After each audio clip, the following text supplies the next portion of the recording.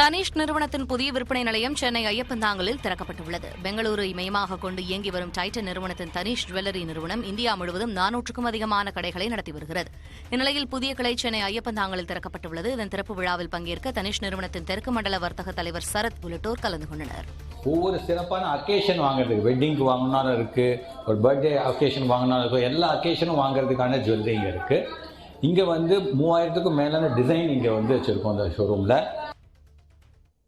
கொள்முதல் விலையை உயர்த்தி வழங்க கோரி மதுரையில் ஆவின் நிறுவனத்துக்கு பால் வழங்குவதை நிறுத்தும் போராட்டத்தை உற்பத்தியாளர்கள் தொடங்கியிருக்கிறார்கள். இதனால் இன்று மாலை முதல் பால் தட்டுப்பாடு ஏற்படும் சூழல் உருவாகியிருக்கிறது. இதுகுறித்த விவரங்களுடன் செய்தியாளர் சிவகுமார் இணைகிறார். சிவகுமார், பால் உற்பத்தியாளர்கள் என்ன கோரிக்கைகளை முன்வைத்திருக்கிறார்கள்? விவரங்கள்.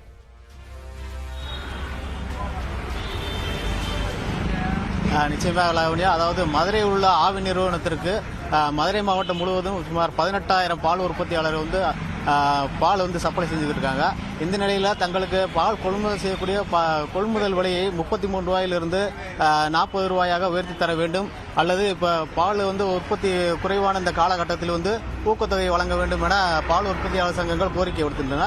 அதாவது இந்த ஆவின் நிறுவனத்திற்கு மதுரை மாவட்டத்திலிருந்து 1,40,000 லிட்டர் நாளொன்றுக்கு சப்ளை செய்யப்படுகிறது.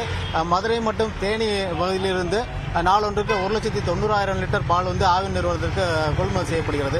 இந்த நிலையில் பால் உற்பத்தியாளர்கள் தங்களுக்கு 7 ரூபாய் உயர்த்தி தர வேண்டும், அப்படி இல்லை என்றால் பாலை நிறுத்திக் கொள்வதாக தெரிவித்திருந்தனர். தொடர்ந்து இன்று முதல் பால் உற்பத்தியாளர்கள் ஆவின் நிறுவனத்திற்கு பால் அனுப்ப மறுத்து போராட்டம் அறிவித்திருந்தனர். இந்நிலையில் கடந்த சில தினங்களுக்கு முன்பு மாவட்ட ஆட்சியர் அனிசேகர் மற்றும் ஆவின் மேலாளர் சாந்தி தலைமையில் 2 கட்ட பேச்சுவார்த்தை நடைபெற்றது. 2 கட்ட பேச்சுவார்த்தையிலும் எந்த முடிவும் எட்டப்படாத நிலையில் இன்று போராட்டம் தொடரும் என பால் உற்பத்தியாளர்கள் அறிவித்திருந்தனர். இதற்கு ஆவின் நிறுவன மேலாளர் சாந்தி அதாவது உங்களுடைய கோரிக்கை அரசியல் பரிசீலனைக்கு உள்ளது, அதனால் என்று போராட்டம் நடத்தக்கூடாது, அப்படி மீறி நடத்துபவர்கள் கூட்டுறவு சங்கங்கள் விதிப்படி கடுமையான நடவடிக்கை எடுக்கப்படும் என அறிவித்திருந்தார். அதை மீறியும் இன்று பால் உற்பத்தியாளர்கள் இன்று தங்களுக்கு ஆவின் நிறுவனத்திற்கு பால் நிறுத்த போராட்டம் அறிவித்து இன்று காலை முதலே பால் கொள்முதல் நிறுத்தியுள்ளனர். இந்த போராட்டத்தின் காரணமாக இன்று மாலை முதலே ஆவின் நிறுவனத்தில் பால் தட்டுப்பாடு நிலவும் ஒரு சூழல் உள்ளது. இதனால் பொதுமக்கள் பாதிக்கக்கூடிய ஒரு நிலையை உருவாகியுள்ளது. லாவண்யா, விவரங்களுக்கு நன்றி சிவகுமார்.